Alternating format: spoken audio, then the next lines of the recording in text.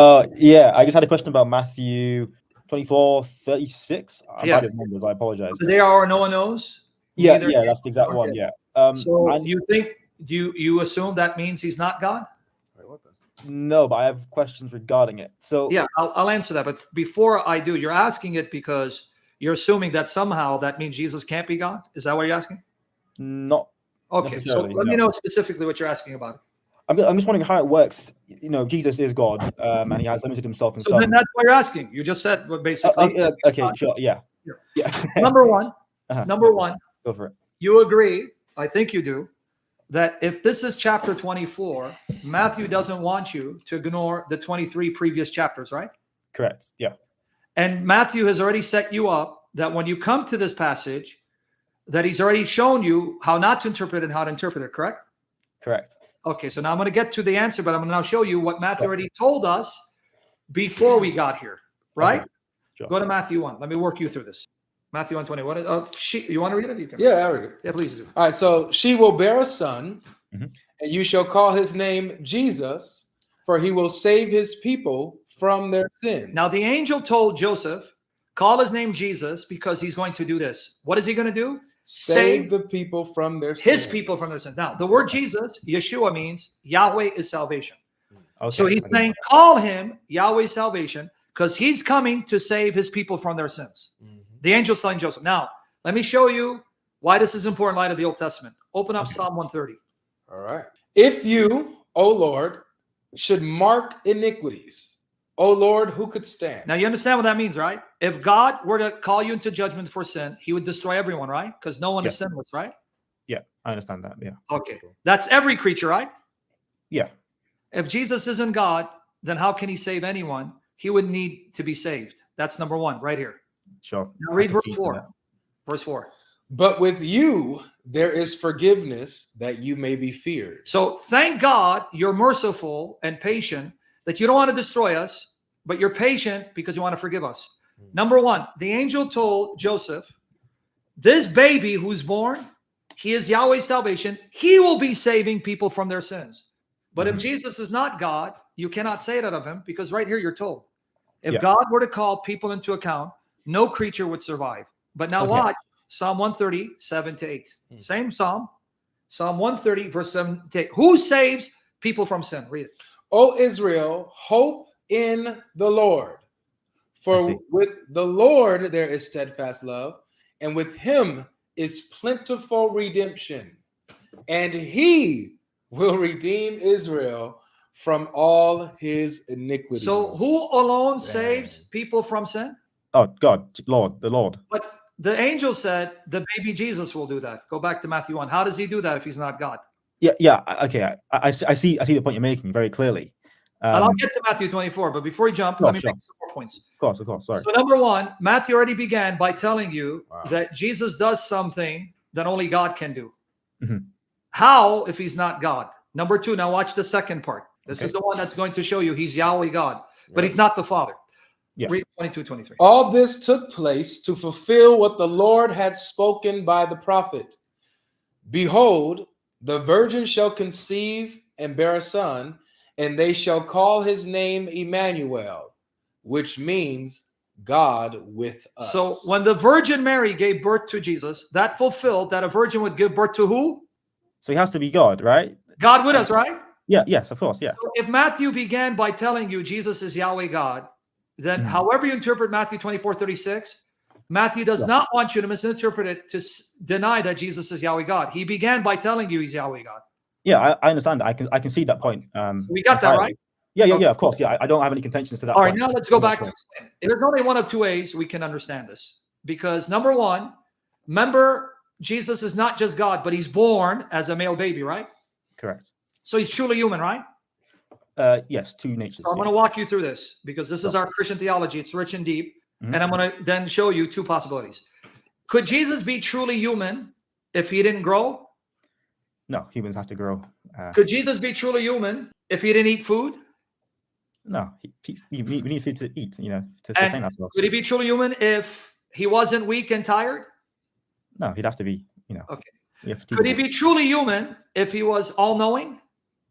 No. Yeah, okay. Yeah.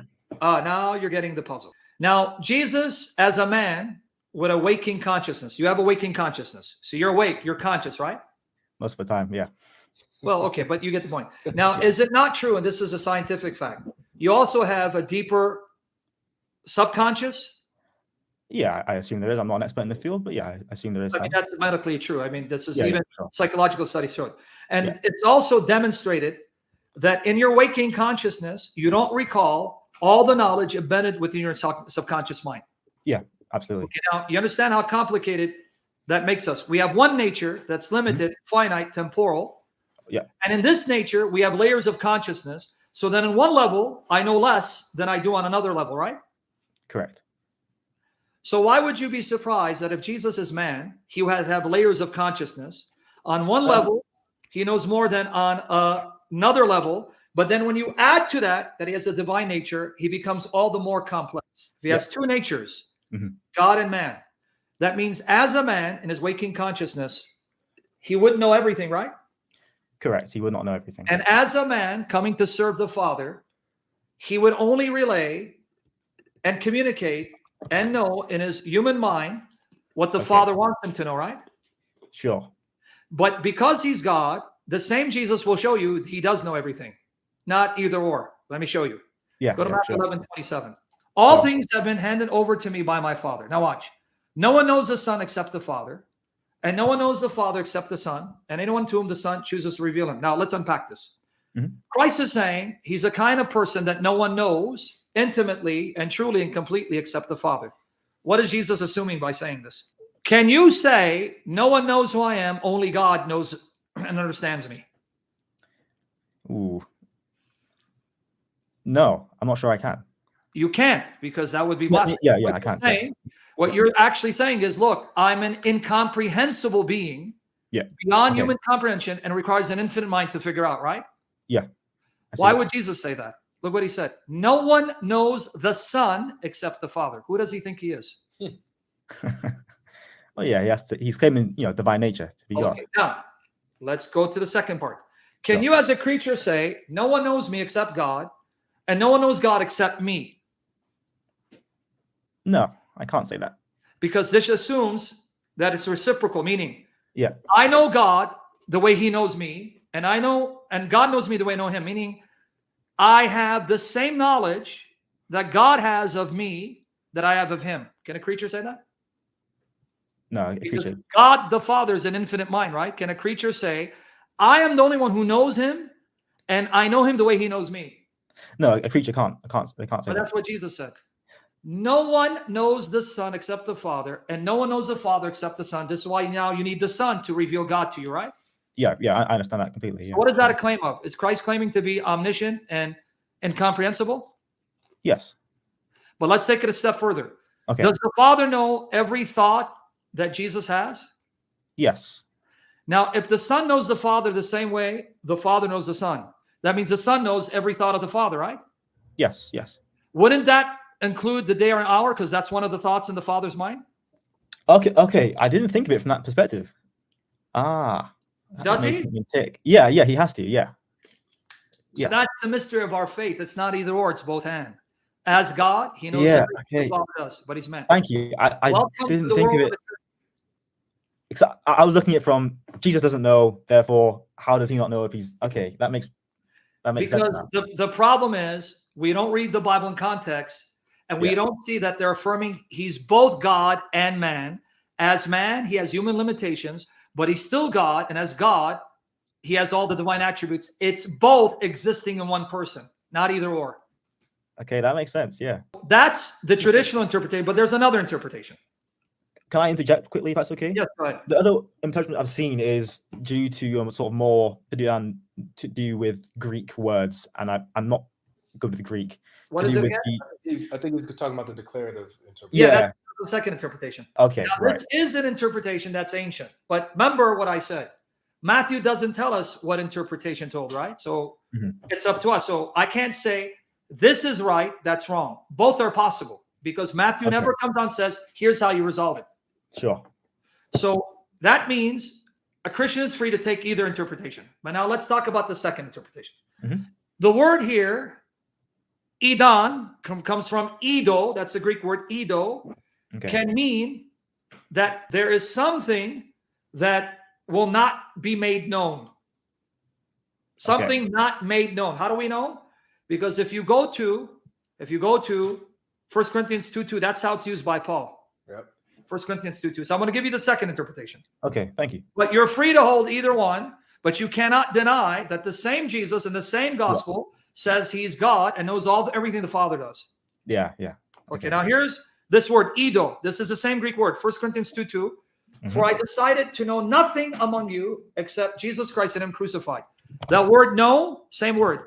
Now, when Paul says, I decided to know nothing, he doesn't literally mean he has amnesia. He forgot everything. Only knows that Christ. What he means is, literally, this is what he means. I decided to make nothing known to you except Jesus and his death. That's all I'm going to make known to you because that's my focus. Yeah. But no one would assume that Paul means he doesn't know anything else, right? Mm-hmm. Now let's translate it with this meaning. Of the day or hour, no man makes known. Neither the angels of heaven make known, nor the Son makes known, but only the Father makes known. Now we ask why. Why can no man make known the hour? Because they don't know unless God makes it known to them. Yeah. Why can't the angels make known the hour? Because they don't know unless God reveals it to them and lets them make it known, right? Yeah. But now when we come to Jesus, why can't the Son make it known? Well, he knows it, but he can't make it known because he only does what the Father tells him. Okay. And I'm guessing that still works in the same kind of dual process, right? So only the Father can do. Even if he wasn't a man, being the perfect Son who perfectly carries out the Father's will, he only does what the Father wants him to do, whether as a man or not. Okay. Because the Trinity teaches Father, Son, Holy Spirit are perfectly united and inseparable. Yeah. So they never oppose each other. They only do the same thing. So the Son and the Spirit do the Father's will, because the Father's will is the Son's will and the Spirit's will. They're never in competition, because Jesus said the same thing about the Holy Spirit. Yeah, sure. They have one divine. Okay. So if we go that interpretation, let me repeat again. Of the day or hour, no man makes known. Neither the angels in heaven make known, nor the Son make known, but the Father alone. Why? Because men can't make it known because they don't know unless God reveals it to them, and he hasn't. The angels don't make it known unless God reveals it to them, and he hasn't. The Son doesn't make it known, even though he knows it, because he only does what the Father tells him to do. Okay, sure. Now, let me add a third element. Go back to Matthew 24:36, show it to him. Now, even in this passage, do you see that Jesus shows he's not a creature? This passage shows that Jesus is not a mere creature, because I want you to see the ascendancy. When it says no one, he means no man. Because if he means no one, inclusive, then he wouldn't say angels. They would already be included, right? Mm-hmm. So when he says no one, he means no man, neither the angels. Now, according to the Bible, angels and humans make up all of creation. When you talk about angels and humans, that's all creatures, right? Mm-hmm. According to the Bible, whether you believe it or not. Okay, now watch. Now, do you have it on the screen? I'm about to show him. You wanted to? Were you going to show? I mean, what 1 Corinthians 4, but it's okay. We can. He does. Okay, he agrees. Now watch here. Okay. Now I want you to catch that this passage, which Muslims think prove their case, ends up destroying Islam and proving the Trinity. Watch. Sure. No man knows, Matthew 24:36. Neither the angels know. Well, that's all of creation, because creation consists of angels and humans. But where did Jesus place himself? He didn't place himself among angels nor humans. He put himself above them. Mm-hmm. How can you be above all creatures if you're a creature? Well, you wouldn't be. You'd be uncreated. But he just put himself above them. He goes, I get the point. I don't contend this. He is uncreated. Add the other element, no. Notice, though, who he belongs to. Not creation, but to the Father, because he says he's the Son to the Father. Yeah. He doesn't say that about the rest. Mm-hmm. Yeah. So you got the Trinity here. Yeah. I don't contend the Trinity. So there you go. You know, and I believe it's a thing. I think it's even shown in the Old Testament in some manner. I don't have like a Muslim perspective on it. I think Islam, no, I'm just saying the Muslims, because someone in the Muslim one asked a question. Muslim, this shows that Allah is a false God. Muhammad is an antichrist. Because even here, Jesus says, I am the Son, and I uniquely belong to the Father, and God is the Father, and Allah is none of that. So I hope you don't bring this up, but go ahead. I have a further question. So you were saying how the Father will declare the time. So with that, Yeah. that Jesus submits to his will.